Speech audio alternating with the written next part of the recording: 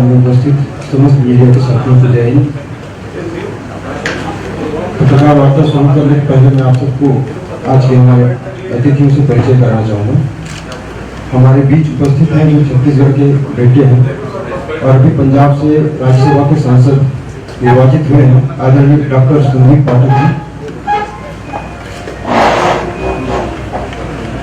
यहाँ उपस्थित हैं आदरणीय गोपाल राय जी, जो चुनाव प्रभारी हैं, दिल्ली के कैबिनेट मंत्री हैं, जो लंबे समय तक से छत्तीसगढ़ के हम सब कार्यकर्ताओं को मार्गदर्शन देते आए हैं। आपको परिचय कराना चाहूंगा हमारे नवनियुक्त प्रदेश प्रभारी दिल्ली के गुराड़ी विधानसभा क्षेत्र के विधायक आदरणीय संजीव राजी से, जो हमारे बीच हैं। मैं चाहूंगा कि आप सबके बीच आदरणीय डॉक्टर संदीप पाठक जी और बहुत बहुत धन्यवाद। तो सबसे पहले सभी पत्रकार बंधुओं को मेरा नमस्कार।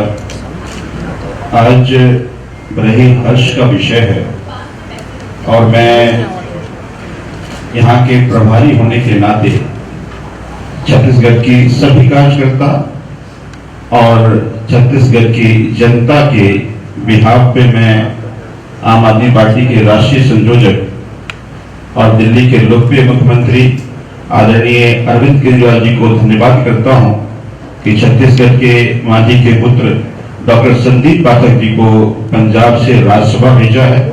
मुझे पूरा विश्वास है कि इससे छत्तीसगढ़ के संगठन में और छत्तीसगढ़ में आम आदमी पार्टी के संगठन और जनता के बीच में नई ऊर्जा का संचार होगा। हमारे बीच डॉक्टर संदीप पाठक जी हैं। मैं उनसे निवेदन करता हूं कि आपसे सीधी वार्ता करें। धन्यवाद संजीव जी।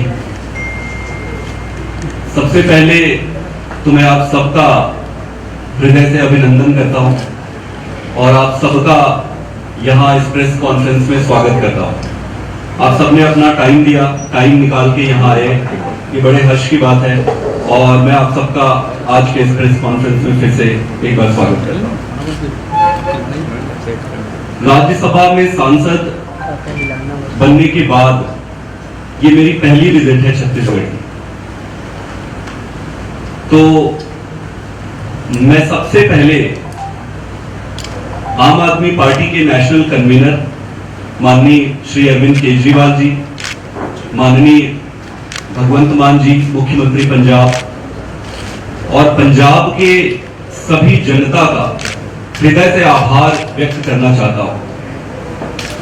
मेरे हिसाब से आम आदमी पार्टी और अरविंद केजरीवाल ये एकमात्र ऐसे व्यक्ति है जो एक साधारण वॉलंटियर को राज्यसभा सांसद बना सकते हैं। ये भारत में और पूरी दुनिया में ये कहीं नहीं हुआ है और शायद होगा भी नहीं। मैं छत्तीसगढ़ से बिलोंग करता हूं, एक किसान का बेटा हूं। तो अरविंद केजरीवाल जी ने मेरा नहीं बल्कि पूरे छत्तीसगढ़ का मान बढ़ाया है, एक किसान के बेटे का मान बढ़ाया है। तो आज आप सबके माध्यम से मैं पंजाब की जनता को, माननीय अरविंद केजरीवाल जी को और श्री भगवंत मान जी को ये आश्वस्त करता हूं कि जो एक किसान के बेटे को और छत्तीसगढ़ के एक बेटे को जो जिम्मेदारी दी है, वो जिम्मेदारी निभाने में कोई कसर नहीं छोड़ेंगे। पूरी दिल जान और जान जिंदगी लगा के देश की सेवा करेंगे। राजनीति में आने से पहले मैं आईआईटी में प्रोफेसर था। अभी कुछ दिन पहले मैंने रिजाइन किया। आईआईटी ज्वाइन करने से पहले लगभग 9-10 साल मैं इंग्लैंड और अमेरिका में था। मैंने कैम्ब्रिज यूनिवर्सिटी से पीएचडी की। उसके बाद मैं ऑक्सफोर्ड यूनिवर्सिटी में साइंटिस्ट था। फिर एमआईटी है अमेरिका में, एक इंस्टीट्यूट, रिसर्च इंस्टीट्यूट है, बड़ा यूनिवर्सिटी है, वहां पे भी मैं साइंटिस्ट था। 9-10 साल में बाहर रहा।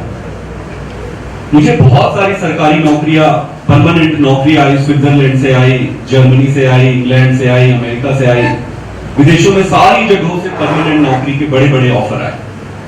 लेकिन मेरे मन में ये पहले से ही था कि मुझे अपनी जो भी जिंदगी मिली है, भगवान ने जो दिया है, उसे इस देश के लिए समर्पित करना है।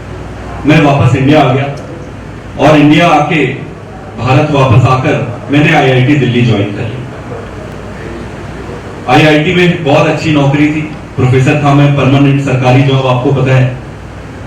प्रश्न ये उठता है कि मुझे, मेरे जैसे व्यक्ति को, जिसका राजनीति से कोई दूर दूर तक लेना देना नहीं था, वो क्यों राजनीति में आ गया?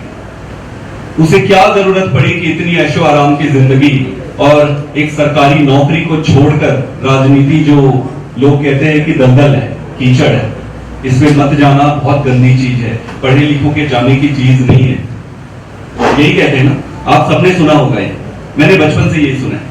क्या जरूरत पड़ गई राजनीति में आने की? मेरा यह मानना है कि हमारे देश की जो आज स्थिति है उसका मुख्य कारण राजनीति है। हमारे देश की हालत, स्थिति खराब है क्योंकि राजनीति खराब है, स्कूल खराब है क्योंकि राजनीति खराब है, अस्पताल खराब है क्योंकि राजनीति खराब है, भ्रष्टाचार है क्योंकि राजनीति खराब है।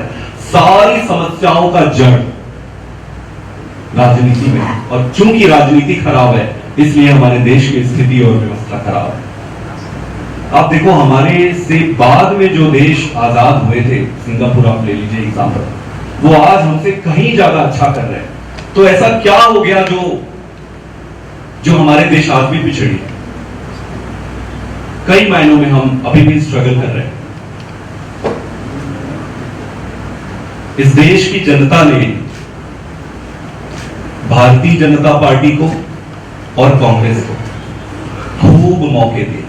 आजादी के बाद से आज तक जनता इनको बारी बारी से मौका देती गई।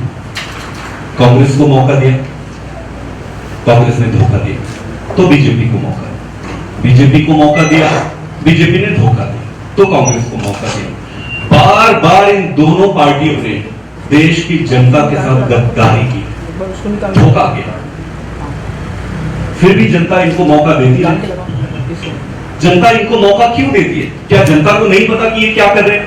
क्या जनता को नहीं पता कि ये देश को लूट रहे हैं? पता है, जनता को सब पता है, लेकिन जनता के पास विकल्प नहीं। जनता किसको वोट करेगी? जनता जिसको वोट करते हैं वही धोखा देते। फिर दिल्ली में अरविंद केजरीवाल जी ने पार्टी बनाई और जनता ने जो अभूतपूर्व निर्णय दिया, सरकार बनाई, वो अब इतिहास में ही लिखा जाएगा और पूरी देश दुनिया देखेगी कि किस तरीके से उन्होंने दिल्ली को बदल के रख दिया। आज आप सबको पता है कि दिल्ली ही एकमात्र ऐसा राज्य है जो मुनाफे में चल रही है। एक लाइन अपने आप में पर्याप्त है समराइज करने के लिए कि सरकार कैसे चल रही है। एकमात्र ऐसा क्या हो गया कि सिर्फ एक ही राज्य है जो मुनाफे में चल रही है? और ऐसा नहीं कि मुनाफे शुरू से चल रही थी। जब शीला दीक्षित जी की सरकार थी तब घाटे पे चल रही थी, कर्जा लिया हुआ था। फिर ऐसा क्या हो गया कि अरविंद केजरीवाल जी ने जादू की छड़ी चलाई और सब मुनाफे? ऐसा नहीं है, कोई जादू की छड़ी नहीं होती है, नियत की बात है। केजरीवाल जी की नियत है जनता की सेवा करने की, इसलिए राजनीति बदली। आज आप देखोगे स्कूल की स्थिति दिल्ली में बहुत सुधरी। सरकारी स्कूल प्राइवेट स्कूलों को टक्कर देते हैं। अब सरकारी स्कूल में भर्ती के लिए पहले आपने सुना होगा कि चिट्ठी लिखवाने आते थे कि भाई चिट्ठी लिख दो, प्राइवेट स्कूल में भर्ती करवाना है। आजकल लोग सरकारी स्कूल के लिए लाइन लगा रहे हैं। यह अभूतपूर्व है। आप अस्पताल की स्थिति ले लो, सरकारी अस्पताल में सारी दवाइयां, सारे टेस्ट, सारे मेडिकल चेकअप, सब कुछ फ्री है। ऐसे कैसे संभव हो गया? क्योंकि केजरीवाल जी की नियत साफ है और वो राजनीति में कोई पैसा कमाने या धंधा करने नहीं आए थे, जनता की सेवा करने आए। स्कूल ले लिए, अस्पताल ले लिए, आप ओवरऑल इंफ्रास्ट्रक्चर में एक एक इंफ्रास्ट्रक्चर के जो भी प्रोजेक्ट आते हैं, जैसे 500 करोड़ का है बजट है, 300 करोड़ में ही पूरा होगा। ऐसा कभी नहीं हुआ पहले कि जो सैंक्शन बजट है उससे कम में अगर कोई प्रोजेक्ट खत्म हो जाए। भ्रष्टाचार पूरी तरीके से खत्म हो गया। बिजली वहां पे फ्री में मिलती है, 0 बिजली बिल आते हैं। पानी वहां पे फ्री में मिलती है, अच्छा पानी। मुझे याद है जब मैं इंग्लैंड से आया था इंडिया, और मेरा एक दोस्त है जो आउटर दिल्ली में रहता था, मैं उससे मिलने गया तो वो मुझे बताया कि वो मैं वहां देखा एक टैंकर खड़ा था और टैंकर से लोग पाइपलाइन से पानी निकाल रहे थे। आपको आश्चर्य होगा कि दिल्ली में 50% ऐसे एरिया थे जहां पे पाइपलाइन से पानी नहीं आती थी, टैंकर से आता था भारत की राजधानी में। ये स्थिति थी। केजरीवाल जी की सरकार आई और सब जगह पाइपलाइन बिछाने का काम शुरू किया। पाइपलाइन बिछ रहे तो पानी हुआ, बिजली हुआ, स्कूल हुआ, अस्पताल हुआ, भ्रष्टाचार हुआ, चारों तरफ हर चीज में। इंपॉर्टेंट पॉइंट ये है कि जनता आज खुश है और बार बार उनको जिता रही है। पहली एक सरकार है जो फायदे में चल रही है। प्रश्न ये उठता है कि केजरीवाल जी में और बाकी के नेताओं में अंतर कहां है? नियत का अंतर है। ये भी कर सकते हैं सारी चीजें। छत्तीसगढ़ में आपको लगता है क्या कि किसी चीज की कमी है? छत्तीसगढ़ में कोई कमी नहीं है। भगवान ने, परमात्मा ने इतनी खनिज संपदा, हर चीज छत्तीसगढ़ को दिया है कि अगर सही तरीके से सरकार, अच्छी नियत वाली सरकार आती है तो छत्तीसगढ़ को नंबर 1 स्टेट बनाने से कोई नहीं रोक सकता है। लेकिन नियत की कमी है, करना नहीं चाहते। राजनीति आज एक धंधा बन गया है। आप छत्तीसगढ़ का उदाहरण ले लो। छत्तीसगढ़ सरकार पे, छत्तीसगढ़ पे आज 1 लाख करोड़ का कर्जा है। 1 लाख करोड़ का कर्जा। जब रमन सिंह जी की सरकार थी तब भी 48,000 करोड़ का कर्जा था। उनके बाद से ये नई सरकार में 1 लाख करोड़ का कर्जा है। एस्टिमेटेड बजट का है अभी आने वाले में। क्यों ले रहे हैं इतना कर्जा? कर्जा हम लेते जा रहे हैं, भ्रष्टाचार करते जा रहे हैं। भ्रष्टाचार इतना बढ़ गया है छत्तीसगढ़ में जिसकी कोई पराकाष्ठा नहीं। ट्रांसफर पोस्टिंग ऐसी एक कैटेगरी है, मैं आपको बता दूं कि हर ट्रांसफर पोस्टिंग के लिए 30 लाख, 40 लाख, 50 लाख लिए जाते हैं और ये खुलेआम धंधा चल रहा है। ये मुझे अकेले को नहीं पता है, आप सबको पता है। आप सबको पता है कि ट्रांसफर पोस्टिंग में कैसे पैसे धंधे चलाए जा रहे हैं। माइनिंग माफिया प्लेस, इतनी खनिज संपदा छत्तीसगढ़ के पास है। एक तरफ लोग प्रोटेस्ट कर रहे हैं कि यहां माइनिंग मत करो, दूसरी तरफ ये ठेके पे ठेका देते जा रहे हैं और जहां ठेका देते जा रहे हैं वहां पे किकबैक्स ले रहे हैं। माइनिंग माफिया ने पूरी तरीके से यहां की राजनीति को जकड़ रखा है। माइनिंग माफिया के बिना ये जितने राजनेता हैं, जितने नेता हैं, इनके पत्ते तक नहीं हिलते। यहां पे डरते हैं ये सारे। हिम्मत नहीं है कि किसी एक माइनिंग माफिया के खिलाफ ये उठकर बोल सके, क्योंकि इनका भी कट बना हुआ है। इसमें सारा भ्रष्टाचार, चारों तरफ गोरख धंधा चल रहा है। आप मुझे एक बात बता दो, एक ऐसा डिपार्टमेंट बता दो जहां पे पैसे नहीं चलते हैं छत्तीसगढ़ में। चारों तरफ पैसा चलता है। एक तो नौकरी नहीं है और जहां नौकरी है वहां पे करप्शन। सरकारी नौकरी में एग्जाम देने के बाद, इंटरव्यू होने के बाद फोन आता है कि भाई साहब इतने पैसे दे दो नहीं तो आपका नाम कट जाएगा। सारी प्रक्रिया पूरी करने के बाद भी आदमी को फोन, मेरे खुद परिवार के एक व्यक्ति के साथ हुआ है जब मैं छोटा था। इस तरीके से करप्शन चलता है। आप स्कूल ले लो छत्तीसगढ़ में, मैं जिस स्कूल में पढ़ा था, मैं एक छोटे से गांव से आता हूं, बढ़ा, वो स्कूल आज भी वैसे ही है। पहले हम पीपल के पेड़ के नीचे पढ़ते थे, आज 2 कमरे के स्कूल बन गए, एक्स्ट्रा 2 कमरे बन गए। टीचर की स्थिति वही, सारी चीज वैसे ही, सब कुछ वैसे ही है। स्कूल की हालत खराब। प्राइवेट स्कूल है, प्राइवेट स्कूल है, बिल्कुल है। प्राइवेट स्कूल आधा तो ये जो जितने राजनेता हैं, जितने नेता हैं, ये अपने प्राइवेट स्कूल में धंधा बना रहे हैं और फीस जो है मनमानी है। एक मिडिल क्लास का आदमी, एक किसान का आदमी अगर अपने बच्चे को डॉक्टर, इंजीनियर बनाना चाहे तो क्या करेगा? सरकारी स्कूल भेज नहीं सकता क्योंकि वहां तो पढ़ाई नहीं होती है, भेजेगा तो कुछ बनेगा ही नहीं। और प्राइवेट स्कूल वो भेज नहीं सकता क्योंकि उसके पास उतना पैसा नहीं है। तो इसका मतलब ये है क्या कि किसान और गरीब का बेटा कभी डॉक्टर, इंजीनियर बन ही नहीं सकता।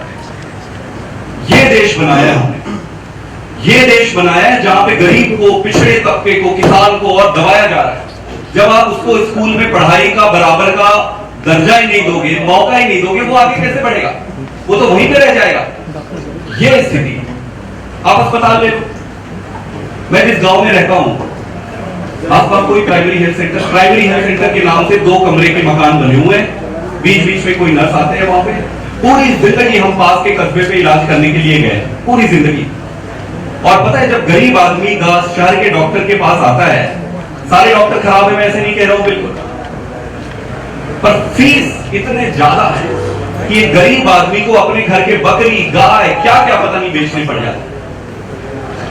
ये देश बनाया हमने कि एक छोटे से इलाज के लिए, सर्दी बुखार के लिए अगर आदमी जाए तो उसे अपनी बकरी, गाय, अपने घर के सामान बेचना पड़ जाए। ऐसा देश बनाना चाहिए।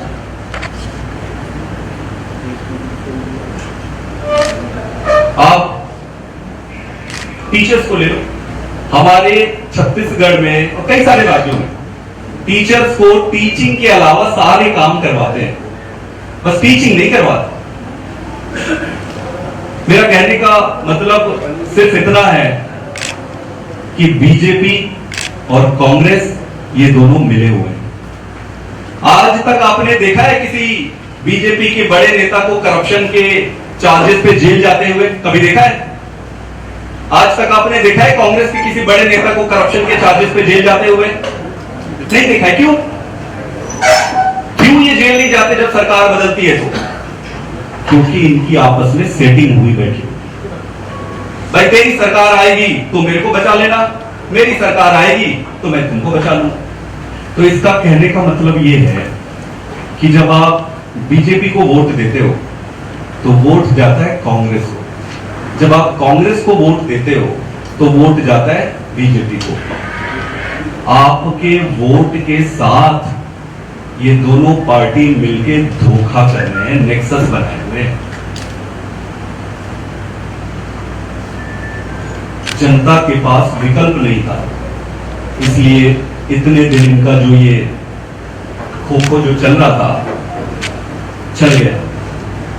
अब केजरीवाल आ गया है, दिल्ली में आए, भ्रष्टाचार को खत्म किया, पंजाब में भ्रष्टाचार खत्म किया, और अब छत्तीसगढ़ में आएंगे। और केजरीवाल जब छत्तीसगढ़ में आएंगे तो यहां पे भी सारा भ्रष्टाचार खत्म करेंगे। सारी गवर्नेंस की व्यवस्था जैसे दिल्ली में हुआ है, सारा कुछ वैसे ही करेंगे और एक अच्छे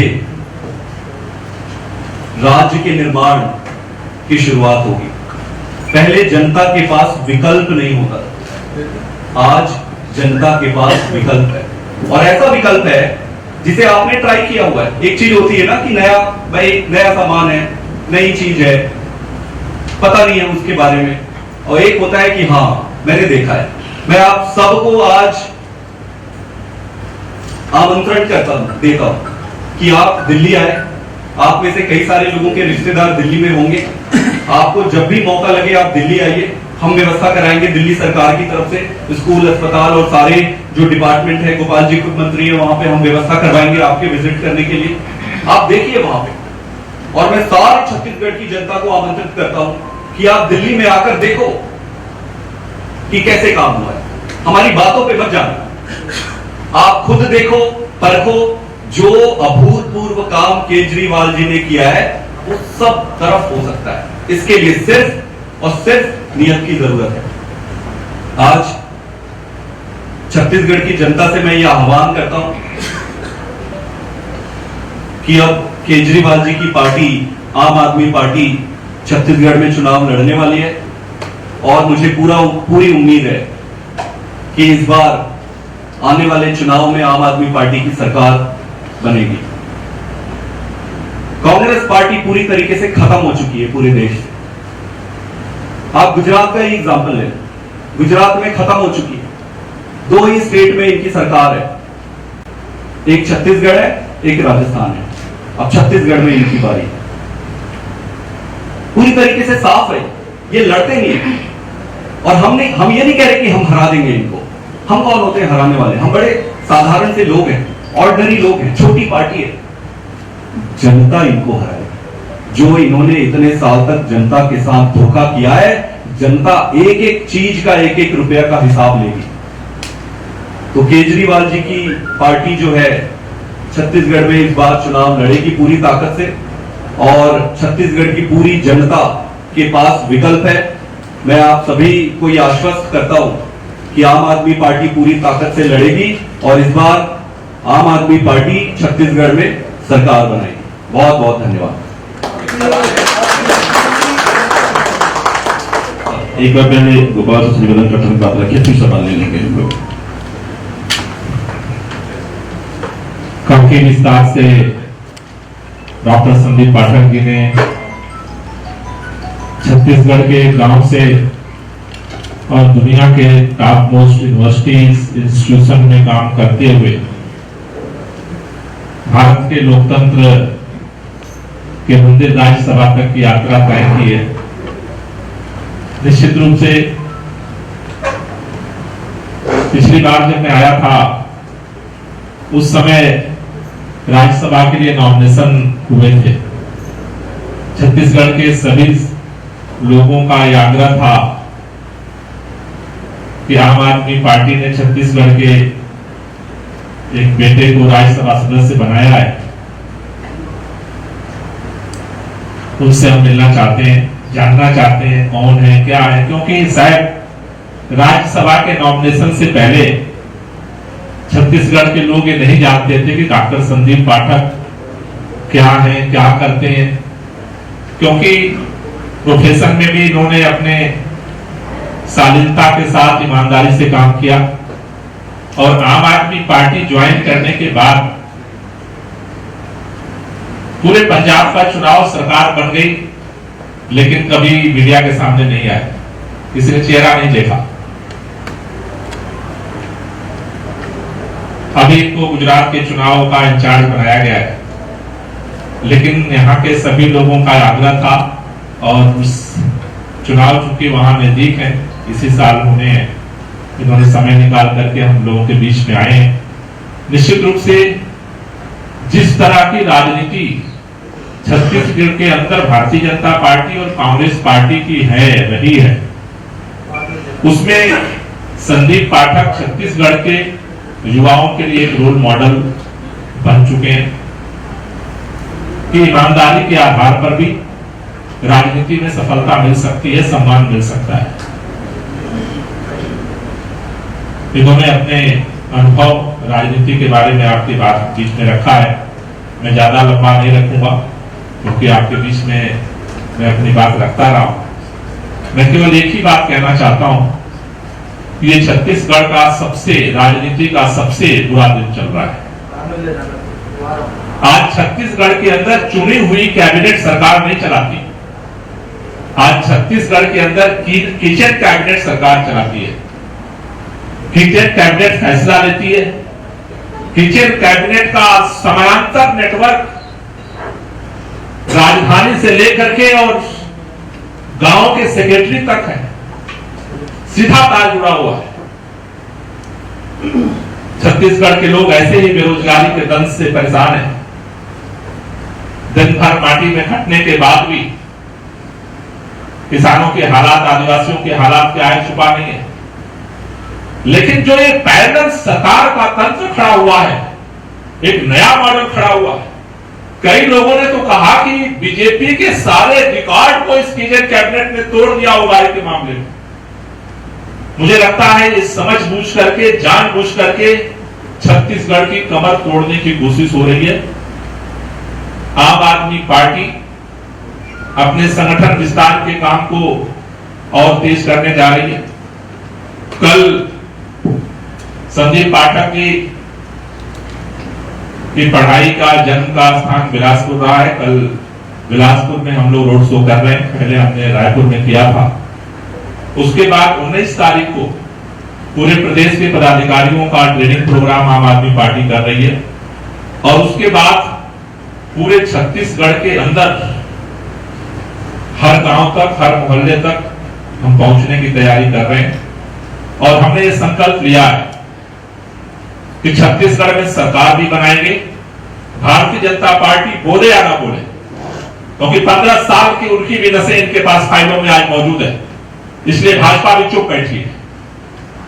लेकिन आम आदमी पार्टी तैयारी करेगी, संगठन हम बनाएंगे गांव गांव तक। और ये जो किचन कैबिनेट का रूट का तंत्र है, गांव से लेकर के राजधानी तक इसके खिलाफ हम आंदोलन भी शुरू करेंगे। हम इस तरह से छत्तीसगढ़ को लूटने नहीं देंगे। खेत खलिहानों से लेकर खदानों तक जिस तरह से कट ऑफ रेट बना है, मंत्री को पता नहीं होता है क्या फैसले होते हैं। किचन कैबिनेट फैसला लेती है और घोषित हो जाता है। ये स्थिति जो बनी है छत्तीसगढ़ के अंदर, इसके खिलाफ हम सड़क पर भी लड़ेंगे और इसी संकल्प के साथ हम काम कर रहे हैं। दिल्ली के अंदर हमारी सरकार बनी थी, पिछली बार भी हम चुनाव लड़े थे। छत्तीसगढ़ के लोगों में एक दुविधा थी कि आम आदमी पार्टी ने दिल्ली में तो सरकार बनाया है, लेकिन दूसरे राज्यों में कैसे कर पाएगी। भाजपा के 15 साल के शासन से लोग त्रस्त थे। लोगों ने कांग्रेस को मौका दिया, लेकिन लोगों ने ये नहीं सोचा था कि 15 साल का रिकॉर्ड 3 साल के अंदर ही टूट जाएगा। अभी आपने संदीप पाठक जी ने कहा 48,000 करोड़ का कर्जा 3 साल में ही 1 लाख पहुंच गया। छत्तीसगढ़ के नौजवानों को रोजगार तो नहीं मिल रहा है, आदिवासियों के स्कूल तो नहीं बन रहे, पैसा जा कहां रहा है। तो आम आदमी पार्टी ने कमर कसी है। अब दिल्ली के बाद पंजाब में सरकार बनने के बाद छत्तीसगढ़ के लोगों को, खासतौर से नौजवानों को, यह भरोसा हो गया है कि अगर मजबूत इरादे से कमर कसी जाए तो झाड़ू जो है 2023 में छत्तीसगढ़ में भी चलाया जा सकता है। और जिस सपने को लेकर के छत्तीसगढ़ राज्य का निर्माण हुआ था, उस सपने को पूरा किया जा सकता है। इसी कड़ी में अभी हमारे बीच में कई नए सदस्य पार्टी ज्वाइन कर रहे हैं अलग अलग फील्ड के। मैं उनको आमंत्रित करूं उससे पहले मैं चाहता हूं कि आपके कई सवाल थे, तो वो सवाल जवाब करने फिर ज्वाइन करें। सर, पहला सवाल तो यही है कि 2023 में आएंगे चुनाव में, वैसे पंजाब में आपने इलेक्शन से पहले घोषणा कर दिया, छत्तीसगढ़ के लिए आपने बिल्कुल सही सवाल है। पंजाब में भी आप देखेंगे चेहरे का अनाउंसमेंट हमने एक सही समय पर किया था। देखो, चुनाव में जब आप कैलकुलेशन करते हो तो जो चेहरा दिया जाता है वो एक ऐसे समय पे दिया जाता है कि वहां से आपका वोट जो है, ट्रेजेक्टरी जो है ऊपर ही जाए, नीचे ना जाए। तो सही समय पर अनाउंस करेंगे और निश्चित रूप से करेंगे। पंजाब में भी हमने कैलकुलेटेड टाइम पे किया था, यहाँ पे भी करेंगे। सर, सवाल ये है कि आप जो फ्री स्वास्थ्य, शिक्षा और बाकी चीजों की सुविधाओं की बात करते हैं, छत्तीसगढ़ सरकार भी कुछ उसी तरीके से काम कर रही कहती है। वो किसानों को बड़ी संख्या में पैसे दे रही है, आदिवासियों को पैसे दे रही है, तेंदुपत्ता खरीद रही है, गोबर के लिए पैसे दे रही है। तो ये कर्जा जो बढ़ा है जिसकी बात आप कर रहे हैं, आपके पास में कोई ऐसा मॉडल है जिससे ये कर्जा भी कम होगा, आप फ्री सुविधाएं भी दे पाएंगे, जनता को फायदा भी दे पाएंगे? बिल्कुल, बड़ा सिंपल है, इसमें कोई रॉकेट साइंस नहीं है। आप भ्रष्टाचार करना बंद कर दो। जो लूप होल्स है, जो जहां जो पैसे खा रहे हैं उसको बंद कर दो। पैसा सरकार के पास बहुत है, सरकार के पास पैसे की कमी नहीं। अभी जैसे पंजाब में पिछली सरकार कहती थी कि बिजली फ्री नहीं किया जा सकता, फ्री नहीं हो सकता, अभी फ्री कर दिया है सरकार ने। कहां से किया?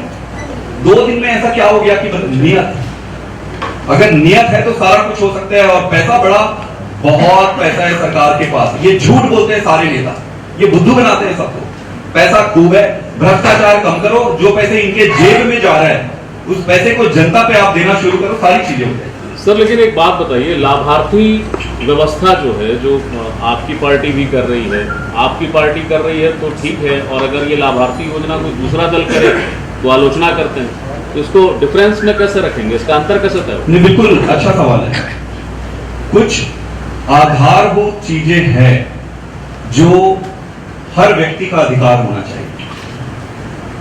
आप जैसे डेवलप्ड कंट्रीज देखोगे, जैसे आप स्कैंडिनेवियन कंट्रीज जाओगे, आप इंग्लैंड चले जाओ फॉर एग्जांपल, स्कैंडिनेवियन में स्वीडन चले जाओ, इधर इंग्लैंड चले जाओ, हेल्थ सिस्टम वहां इतना अच्छा है और सबके लिए बराबर है। स्कूल सिस्टम वहां इतना अच्छा है और सबके लिए बराबर है और फ्री है। डेवलप्ड कंट्री, आपको समझना पड़ेगा कि ये एक फंडामेंटल मैट्रिक्स है किसी भी स्टेट को या देश को डेवलप बनाने के लिए, तो ये तो आपको देना ही पड़ेगा। फॉर एग्जाम्पल, मैं आपको एग्जांपल देता हूं। दिल्ली में पानी लोगों को खरीद के पीना पड़ रहा है। अब जो गरीब आदमी वो क्या करेगा?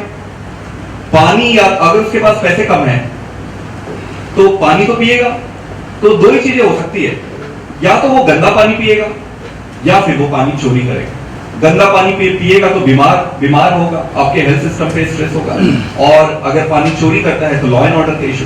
तो पानी तो आपको देना, इस कहने का मतलब ये है कि जो फंडामेंटल मैट्रिक्स है वो आपको देने ही पड़ेंगे अगर आप डेवलप्ड कंट्री बनाना चाहते हो। नंबर 1। नंबर 2, जैसा कि हमारे नेता अरविंद केजरीवाल जी बार बार कहते हैं कि हम राजनीति करने नहीं आए, राजनीति बदलने आए। आज अगर ये सारे पॉलिटिकल पार्टी अच्छा काम करना शुरू कर दे, हमें कोई जरूरत नहीं राजनीति में रहने, हम आराम से घर बैठे। तो अगर ये करते हैं अच्छे से, हम बहुत खुश होंगे।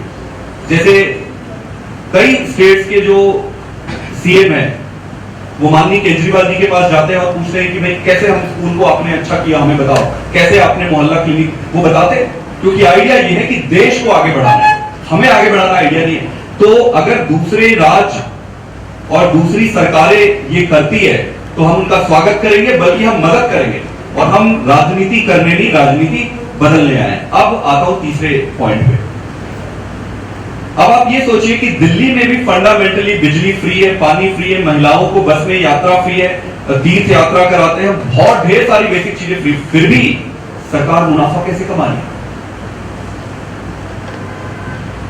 दूसरे स्टेट में आप ले लो, कॉपी करेंगे, कॉपी करके देखिए, हाँ ये फ्री दे रहा है, मैं भी फ्री। दो बढ़िया है, कर्जा लेकर टैक्स पेयर्स के ऊपर कर्जा चढ़ाकर अगर आप ये चीजें देते हो तो आपका इकोनॉमिक गलत है। पॉइंट ये है, आपको अपना इकोनॉमिक्स ठीक करना पड़ेगा, और इसमें इकोनॉमिक्स का खेल नहीं है, नियत का खेल है, करप्शन का खेल है। बस इतने शिक्षाविद रहे हैं आप, फ्री का कॉन्सेप्ट सही मानते हैं? देखिए, अभी मैंने उसी को ही एक्सप्लेन किया। जो बेसिक चीजें हैं वो हर व्यक्ति को बराबर तरीके से मिलना चाहिए, उस पर डिस्क्रिमिनेशन नहीं होना चाहिए।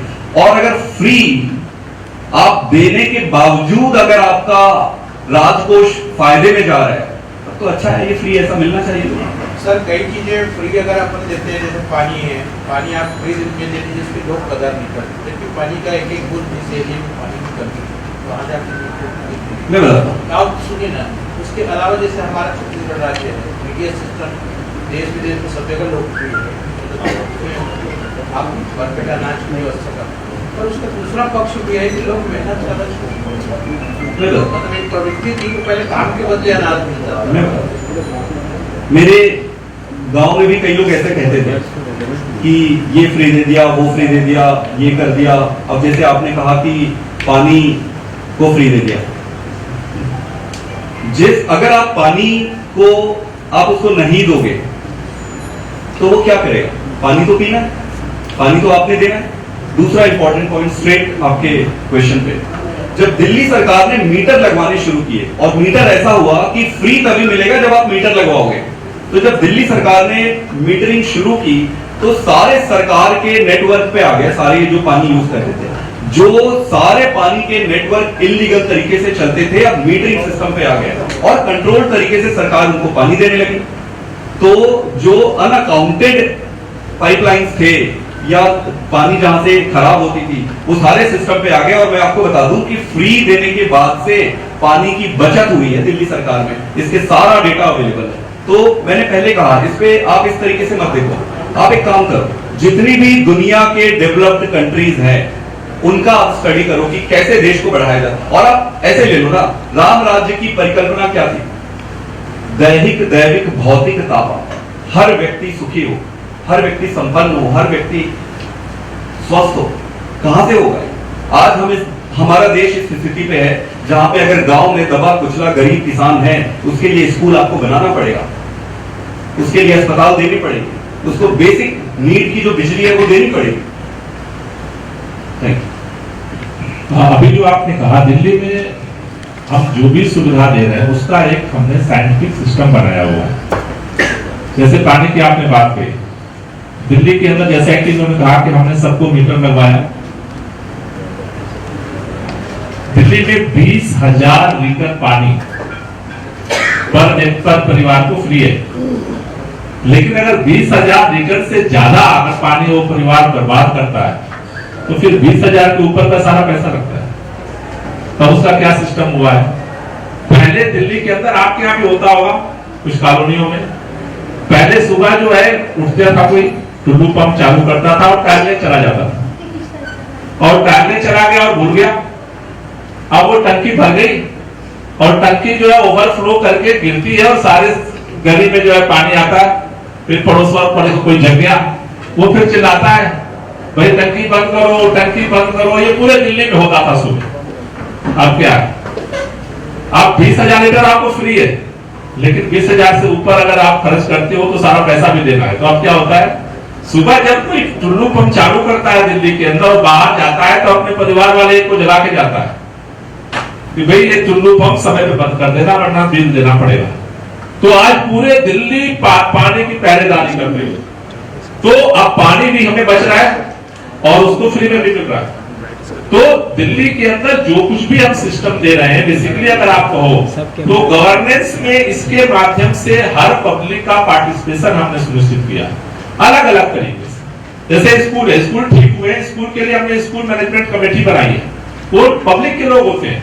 लेकिन आज स्कूल मैनेजमेंट कमेटी स्कूल के अंदर कोई भी दिक्कत है उसका निर्णय लेती है और सरकार उसको इंप्लीमेंट करती है। तो एक साइंटिफिक तरीके से हर चीज को प्लान करके किया जा रहा है और उसका परिणाम है जो बात अभी दोहराई गई कि सारी अभी आज की तारीख में तो पूरे देश में शोर है कि सबसे ज्यादा सुविधा देने वाली सरकार आम आदमी पार्टी की सरकार है, ठीक है, और फिर भी मुनाफे में है। तो ये करिश्मा जो हो रहा है वो एक ईमानदारी के साथ एक अच्छे मैनेजमेंट के दम पर होगा कि हम सारा कुछ दे रहे और फिर भी मुनाफे में जा रहे। और कोई क्वेश्चन हो तो ज्वाइन करिए। गोपाल जी, एक छत्तीसगढ़ में काम करेंगे पहली बार और यहाँ पे बीजेपी से टक्कर है कि कांग्रेस से टक्कर? आपने बताया कि 2 स्टेट में कांग्रेस समाप्त होता है। बिल्कुल सही कहा आपने, लड़ाई सीधे बीजेपी से होगी। अच्छा, कुछ टारगेट आप लोगों ने सेट किया है राजनीति को बदलने का? आप लोग दिल्ली से पंजाब की राजनीति बदल लिए, गोवा में भी आप लोग 2 जगह राजनीति बदल दिए है, देश भर की राजनीति बदलने का कुछ टाइम लिमिट सेट किया आप? क्योंकि रिसर्चर में है, टाइम फ्रेम सबसे महत्वपूर्ण होता है। बिल्कुल सही है, बिल्कुल सही। देखो, हमारे हाथ पे कुछ नहीं है, हम बड़े ऑर्डिनरी साधारण छोटे लोग हैं। जहां जहां जनता हमें बुलाती है, जहां जहां जनता आशीर्वाद देते जाएगी, जहां जहां जनता को हम भरोसा दिला पाएंगे कि हम करेंगे, वहां वहां जाके काम करेंगे। अगर लगेगा छत्तीसगढ़ की जनता को हम पे भरोसा होगी तो हमें मौका देगी। डॉक्टर पाठक, एक छत्तीसगढ़ पे विशेष फोकस का कुछ रीजन है क्या? देखो, छत्तीसगढ़ में बदलाव के लिए जनता बहुत दिन से देख रही है, जनता एक विकल्प खोज रही है और आम आदमी पार्टी और केजरीवाल जी एक अच्छे विकल्प के रूप में कई स्टेट्स में उभरे हैं। तो जनता की मांग है यहाँ पे, इसलिए Chhattisgarh. Are you going to replicate the Delhi model here in Chhattisgarh? Because Chhattisgarh already Congress government ने एक छत्तीसगढ़ मॉडल क्रिएट कर दिया। Are you going to replicate the Delhi model here? Absolutely. So let's understand what is Delhi model. Delhi model is nothing but the best management model and a model which is a reflection of an honest government. So in that case, we would replicate everywhere honest government. Absolutely. Sir, मेरा एक सवाल था। आप अपने पूरे conference में परिचय दिया कि मैं किसान का बेटा हूँ, वहाँ से आपने शुरुआत किया, लेकिन पूरे कॉन्फ्रेंस में आपने किसानों के लिए कुछ नहीं कहा। स्वास्थ्य, शिक्षा, इसको लेकर आपने फोकस किया। क्योंकि छत्तीसगढ़ में भी कांग्रेस सरकार 2018 में आई, उसकी सबसे बड़ी वजह थी कांग्रेस की सरकार द्वारा 2500 रुपये किसानों को धान का दाम देना। ऐसे में आपकी सरकार अगर आप मतलब आती है या आप लोगों ने क्या योजना बनाई किसानों के लिए स्पेसिफिक, क्योंकि आज पॉपुलेशन भी सबसे ज्यादा वोटर्स आपकी किसानी है, तो ऐसे में क्या योजना है इसके लिए? देखिए, छत्तीसगढ़ एग्रेरियन स्टेट है, कृषि प्रधान स्टेट है। ज्यादातर लोग या तो कृषि से प्रत्यक्ष रूप से संबंधित है या अप्रत्यक्ष रूप से संबंधित है। तो जो स्कूल है वो किसानों का ही समस्या है, जो अस्पताल है किसानों का ही, गांव का समस्या है, पर गांव में किसान रहते हैं। आप बिल्कुल ठीक कह रहे हैं। तीसरा पॉइंट, इंडिविजुअल किसान की खेती, किसान जो खेती करते हैं उनकी कमाई का जरिया बढ़ाना पड़ेगा, उनकी जो आमदनी है उनको बढ़ाना पड़ेगा। जब तक आप किसान की कमाई का जरिया आप नहीं बढ़ाओगे, वो जो आज कमा रहे हैं अगर उसको हम आय को नहीं बढ़ा पाएंगे, आप टेक्नोलॉजी में ले लो छत्तीसगढ़ में। मेरे गांव में जब मैं छोटा था तब एक भी ट्रैक्टर नहीं हुआ करता। इतने सालों में आज एक दो लोगों के पास ही ट्रैक्टर है। आप दूसरे स्टेट्स में जाके देखो जहां पे खेती में बहुत अच्छे हैं। तो टेक्नोलॉजी को आपको खेती पे लाना पड़ेगा। आज जिस स्टेज पे हम खड़े हैं उससे कहीं ज्यादा आप धान का कटोरा है, आप कहीं पे भी आप चावल लो, धान को आप किसी भी जमीन पे जाके फेंक दो और पानी डालो, मैं आपको गारंटी देता हूँ वहां से बहुत खत्म होगी। मैं वही कह रहा हूँ कि ये सरकार कह रही है कि अब चुनाव आते आते 2800 रुपए देंगे किसानों को, आप लोग क्या देंगे? आप हम सही समय पे अपनी सारी स्ट्रेटेजी, केजरीवाल जी की सारी गारंटीज लॉन्च करेंगे और हम ऐसे हवा में चुनाव जीतने के लिए कुछ भी नहीं बोल देंगे। हम कैलकुलेट करेंगे एक एक चीज का, पहले हम पूरा खाका बनाते हैं, उसके बाद हम बात करते हैं। तो निश्चित रूप से किसान प्राइमरी यहाँ के स्टेक होल्डर है, किसान के बिना स्टेट कुछ भी नहीं है। सर आप एक चीज बताइए, पिछले 1.5-2 साल से जब भी आम आदमी पार्टी का जिक्र हुआ है, ये खबरें मीडिया के जरिए आई हैं कि आपकी बैठकें, आप दोनों सवाल हैं जी गोपाल राय जी से। आपने अभी कहा किचन कैबिनेट का दखल है, मंत्रियों तक को पता नहीं होता, वो सारी चीजें सही है। क्या आप मुझे बता सकेंगे इन 1.5 साल, 2 साल, 3 साल में कोई ऐसा आंदोलन आपने किया जिसने ध्यान खींच दिया? छत्तीसगढ़ के अंदर पिछले 2 साल पूरे देश में कोरोना का समय रहा है। छत्तीसगढ़ के अंदर युवाओं के लिए सड़क पर आंदोलन करने वाली पार्टी का नाम आम आदमी पार्टी है। छत्तीसगढ़ के अंदर शिक्षकों की भर्ती हुई थी, भर्ती होने के बाद भी उनको नियुक्ति नहीं दी जा रही थी। सड़क पे वो लड़ रहे थे, कोई पार्टी नहीं बोलने आई, विपक्ष भी बोलने नहीं आया। हमारे प्रदेश अध्यक्ष कोमल उपेंद्री ने अनशन शुरू किया, पूरे छत्तीसगढ़ के अंदर वो आंदोलन चला। उस कोरोना काल के दौरान जब सड़क पे लोग नहीं आ पा रहे थे तब भी सत्याग्रह के माध्यम से वो आंदोलन चला और इस सरकार को झुकना पड़ा और उन लोगों को नौकरी देनी पड़ी। रही बात जो बात आप कह रहे हो, आगे कोरोना की स्थितियां सामान्य हो रही हैं। हम चाहते थे कि ये सरकार को मौका मिला है और ये सरकार अपना परफॉर्म करे। 3 साल अब पूरे होने जा रहे हैं। छत्तीसगढ़ में अब इस सरकार को अब मौका देने का कोई मतलब नहीं बनता है। जिस सरकार को जो करना था वो कर चुकी है।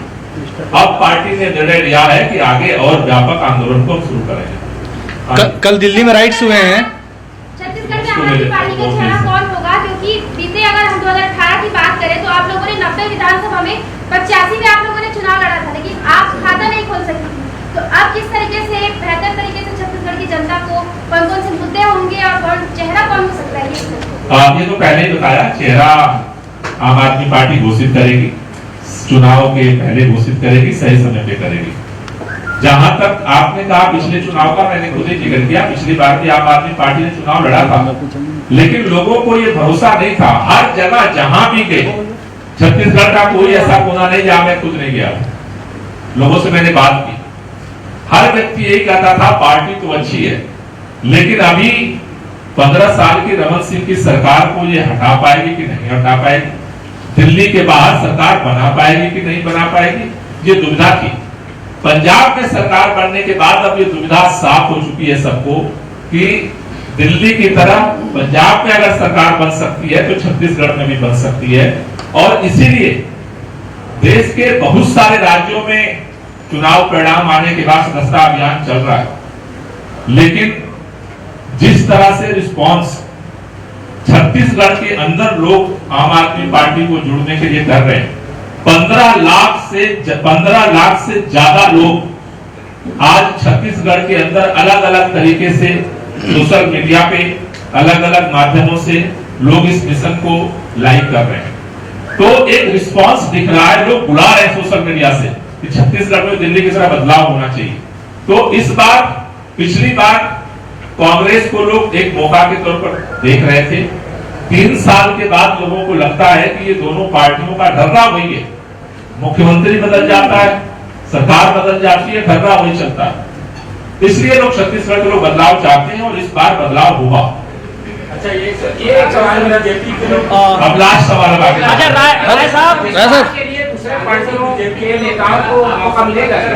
राय साहब, कांग्रेस और बीजेपी में जी लोग पॉलिटिकल पार्टी नहीं, हम नहीं कर रहे, राय साहब लेकिन जो अच्छे लोग हैं वो जो संपर्क कर रहे हैं उनको हम ज्वाइन कराएंगे। सरकार के कितने सही समय। कल दिल्ली में दंगे हुए, एक मिनट आगे लेते हैं। संपर्क में है क्या ऐसे लोग? राय साहब, हाँ, कई लोग संपर्क, सरकार के कितने मंत्री लेकिन संपर्क में सर्वे के बाद हैं? हम ज्वाइन कराएंगे। सरकार के कितने मंत्री संपर्क में हैं जिनसे आपकी बातचीत हुई है? एक ने तो कहा है कि हमारे से बातचीत हुई है, लगातार सतत संपर्क में है। मेरे ख्याल से जो लोग भी हमसे संपर्क कर रहे हैं उनसे हम संवाद कर रहे हैं, लेकिन सर्वे के बाद आधार निर्णय लेंगे किसको ज्वाइन कराना है किसको नहीं। दिया है कि 15 राय साहब, टीएस सिंहदेव से कोई बातचीत हुई क्या? फॉर्मों पे आपको आमंत्रित कर रहे हैं कि आप आइए, छत्तीसगढ़ की राजनीति बदलिए। आपके ट्विटर पेज पे 40 लोग आपको लाइव देख रहे हैं और आपने 15 लाख का आंकड़ा दिया है। नहीं, लाइव अभी कितने देख रहे हैं अलग है, नहीं 40 लोग देख रहे हैं सर। बहुत तरह से मैंने कहा कि लोग लाइक कर रहे हैं, तो अलग अलग प्लेटफॉर्म पे अलग अलग जगहों पे लोगों ने लाइक किया है। और रही बात वो तो अल्टीमेटली परिणाम बताता है? सारे आंकलन फेल हो गए। पंजाब के अंदर जो सालों साल के धुरंधर थे सबको लोगों ने धराशायी कर दिया। तो असली तो फैसला तभी होगा। हम लोगों को ऐसा लग रहा है कि छत्तीसगढ़ के अंदर बदलाव की रुझान है और अलग अलग तरह से लोग उसको रिस्पॉन्ड कर रहे हैं, और आम आदमी पार्टी भी पूरी ताकत के साथ सरकार बनाने की तैयारी कर रही है। राय साहब, टीएस से कोई बातचीत हुई क्या? राय साहब, रेणु जोगी से और टीएस सिंहदेव से कोई बातचीत हुई क्या? मैंने एक लाइन में आपको बोला, बहुत सारे लोगों से बात हो रही है। सर्वे के आधार पर सही समय पर पार्टी बदलेगी। कल दिल्ली में दंगे हुए हैं, केजरीवाल जी आरोप लगाए केंद्र जो है लॉ एंड ऑर्डर संभाल नहीं पा रही है और केंद्र आरोप लगा रही दिल्ली संभाल नहीं पा रहे केजरीवाल जी, क्या कहना चाहेंगे? आपको सूचना शायद होगी, दिल्ली के अंदर जो लॉ एंड ऑर्डर, जमीन और पब्लिक ऑर्डर, तो पुलिस व्यवस्था केंद्र सरकार दिल्ली में संभालती है, दिल्ली सरकार के पास नहीं है। हम चाहते हैं कि दिल्ली सरकार को दिल्ली की पुलिस और कानून व्यवस्था दी जाए, लेकिन अभी केंद्र सरकार के पास है, गृह मंत्री उसको संभालते हैं, तो अभी तो निवेदन पुलिस होगा। कल की घटना किस रूप में देखते हैं? अब मैं ज्वाइनिंग के लिए बस 2 मिनट और आप लोग चलूंगा। हमारे